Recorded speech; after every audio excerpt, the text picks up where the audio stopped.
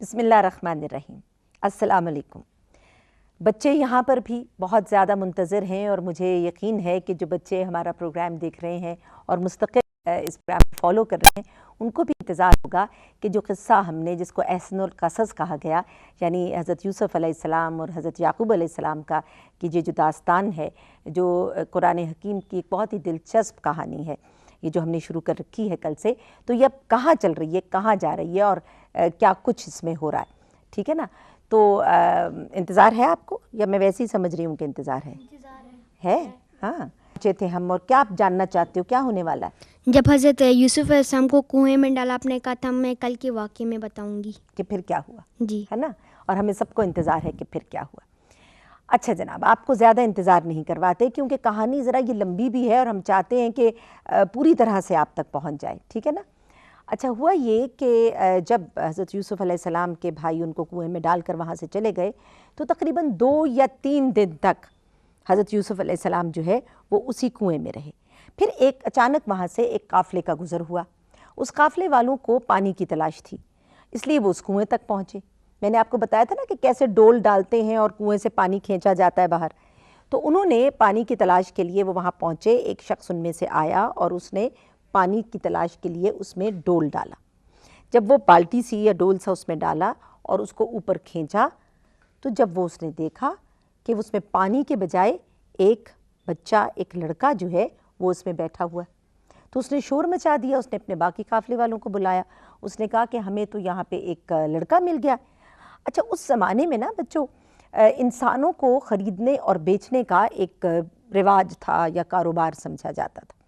اچھا، وہ لوگ تو بڑے خوش ہوئے، انہوں نے کہا کہ یہ تو بڑا ہی خوبصورت چاند سا بچہ ہمیں مل گیا ہے اور اب ہم اس کو لے جائیں گے اور مصر میں جو جہاں پہ بڑے بڑے امیر لوگ بیٹھے ہوئے ہیں وہاں پہ جا کر ہم اس کو بیچ دیں گے۔ ایسا ہی ہوا، وہ حضرت یوسف علیہ السلام کو لے کر قافلے والے مصر آ گئے۔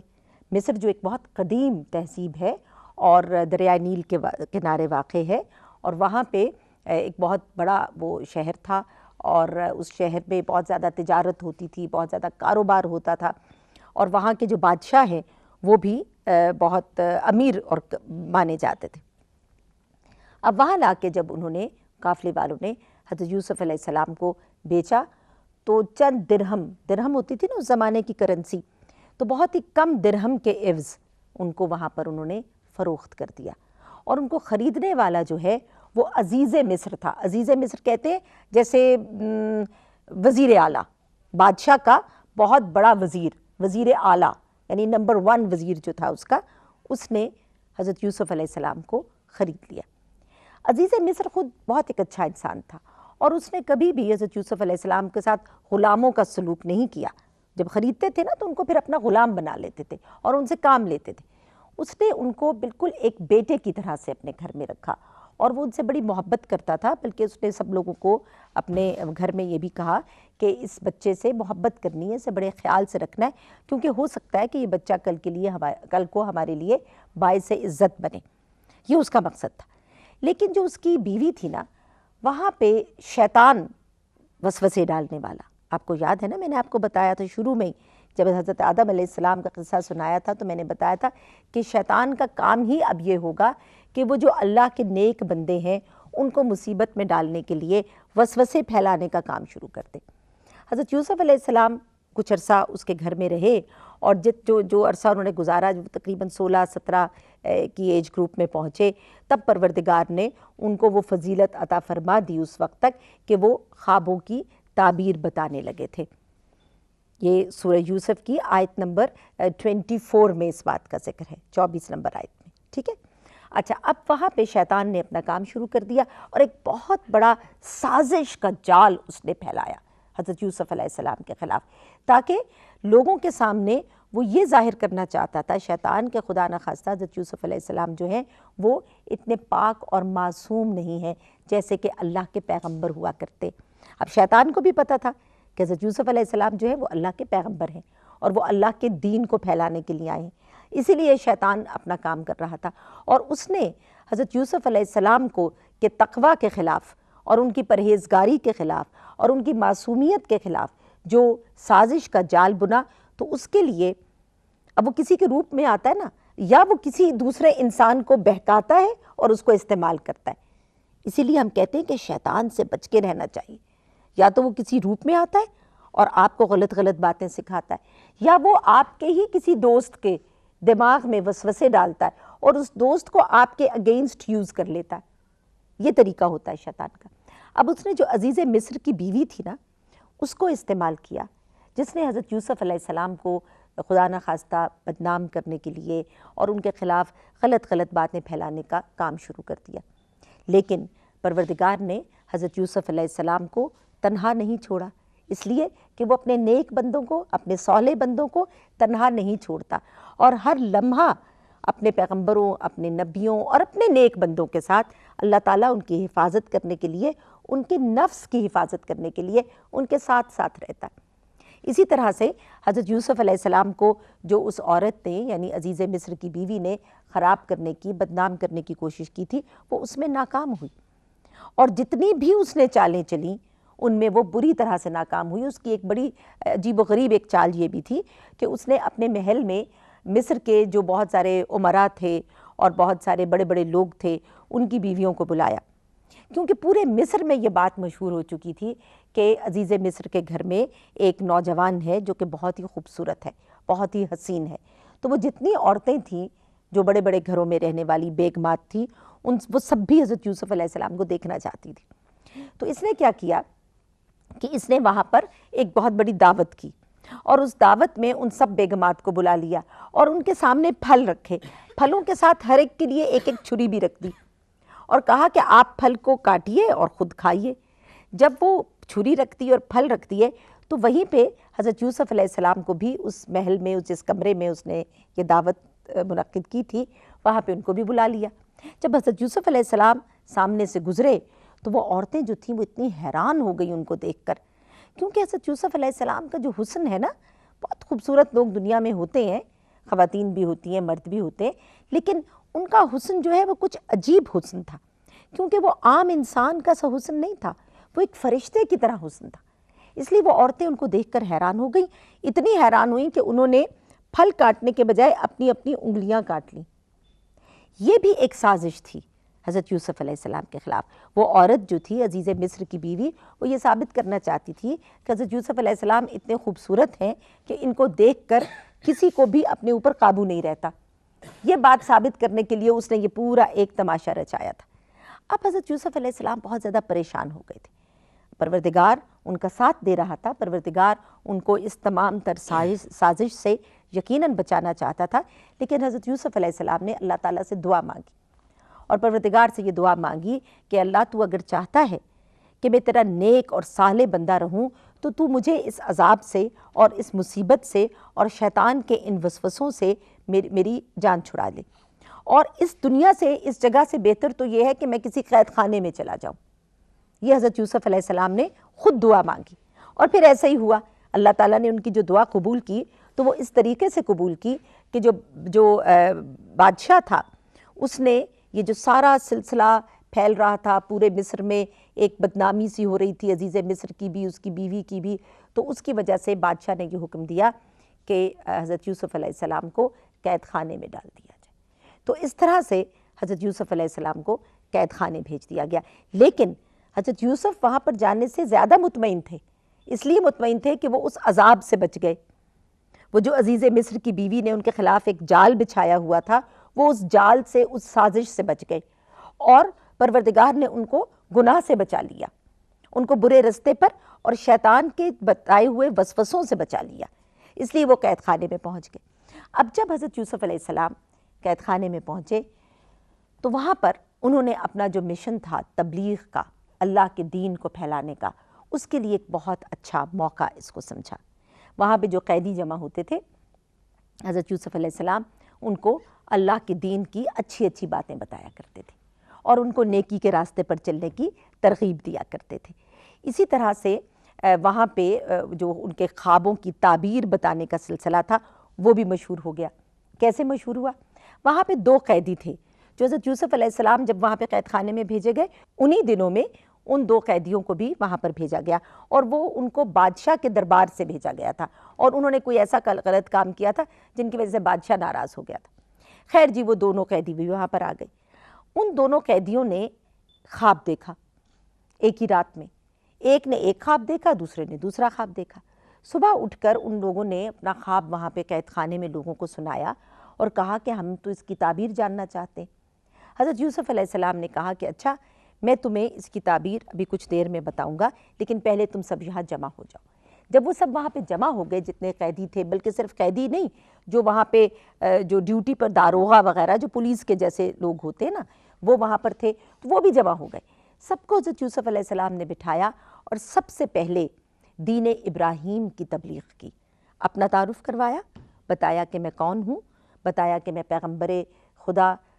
جناب یعقوب علیہ السلام کا بیٹا ہوں، یہ بھی بتایا کہ میں ابراہیم علیہ السلام کا پوتا ہوں، یعنی ان کے پردادا تھے،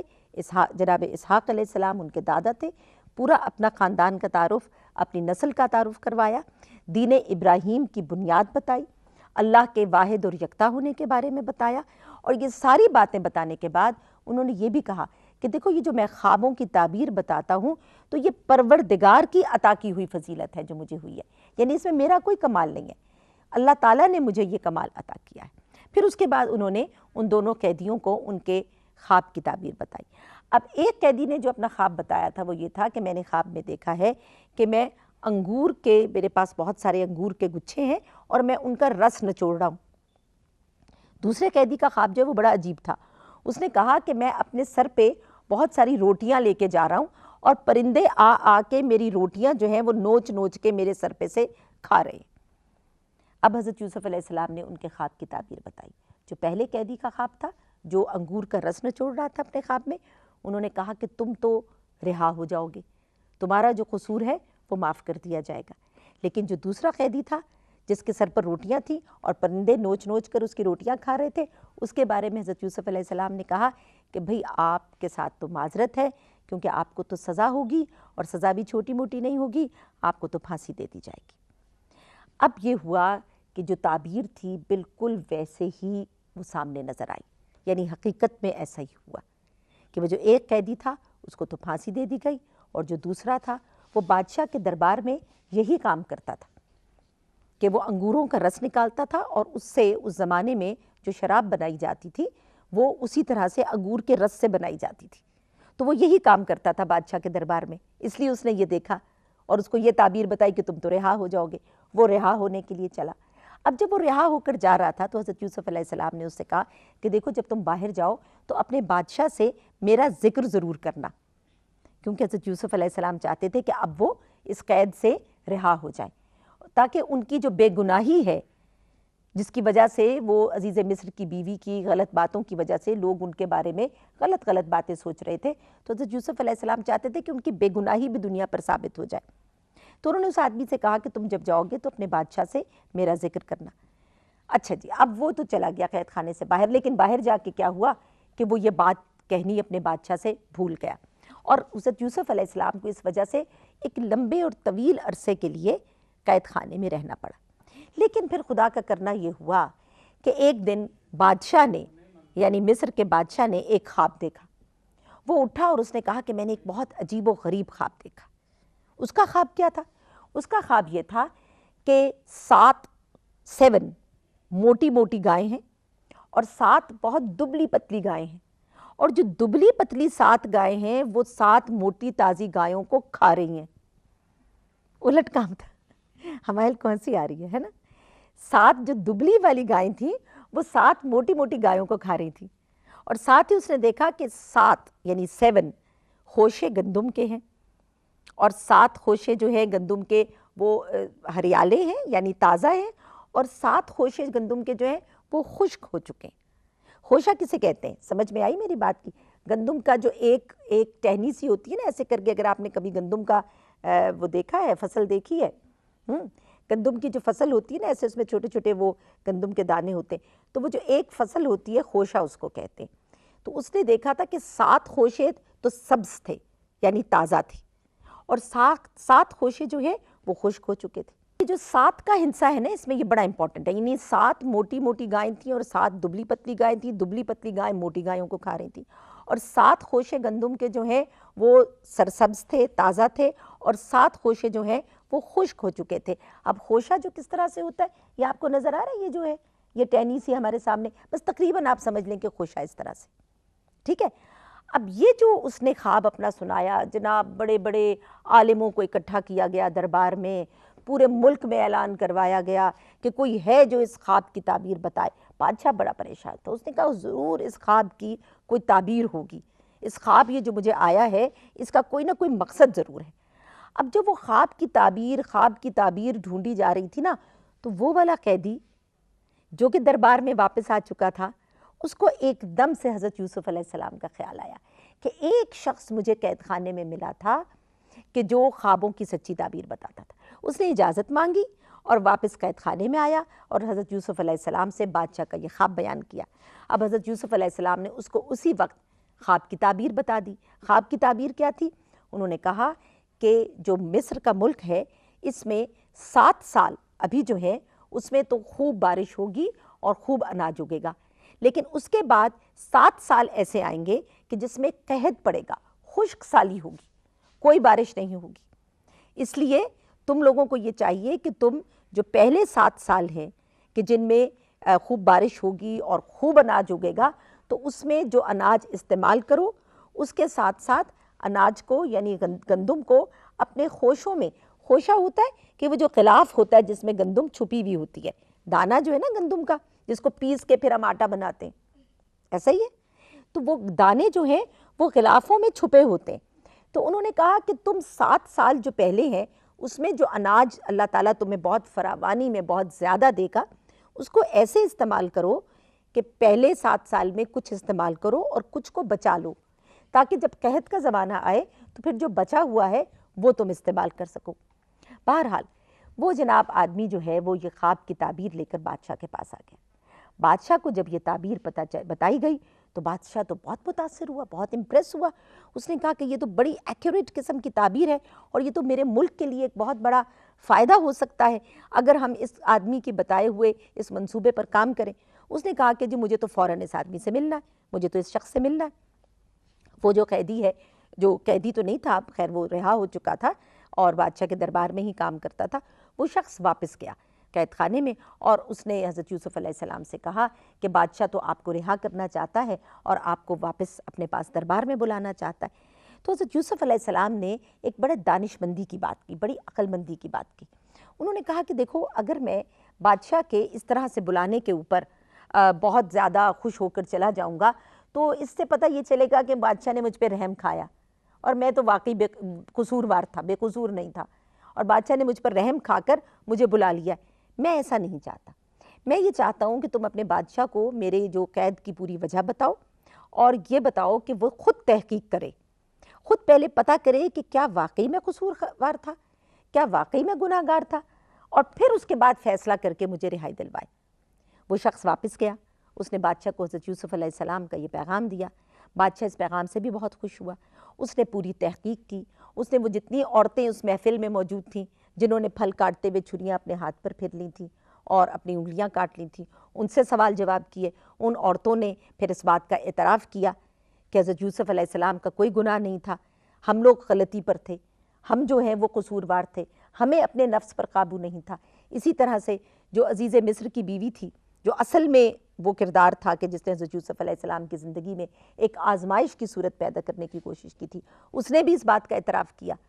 کہ حضرت یوسف علیہ السلام جو ہیں وہ بے قصور تھے۔ اس وجہ سے پھر جب یہ بات ثابت ہو گئی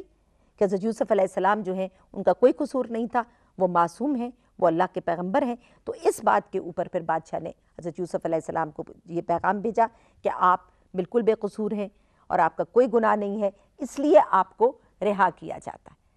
یہ جب حضرت یوسف علیہ السلام کو پیغام ملا تو وہ بہت خوش ہوئے اور اس طرح وہ قید خانے کا زمانہ ان کی زندگی کا جو ہے وہ اپنے اختتام کو پہنچا اور ان کو واپس دربار میں لایا گیا۔ جب انہیں دربار میں لایا گیا تو تب پروردگار کا وہ وعدہ بھی پورا ہوا جو سورہ یوسف میں ہی پروردگار نے حضرت یوسف علیہ السلام سے فرمایا تھا کہ آپ کو پروردگار ایک بہت بڑی عزت عطا فرمائے گا، ایک بہت بڑا مقام عطا فرمائے گا۔ اور ایسا ہی ہوا کہ پھر حضرت یوسف علیہ السلام کو اسی دربار میں ایک بہت بڑا مقام ملا، بہت بڑی عزت ملی، اور شیطان کا جو پورا منصوبہ تھا،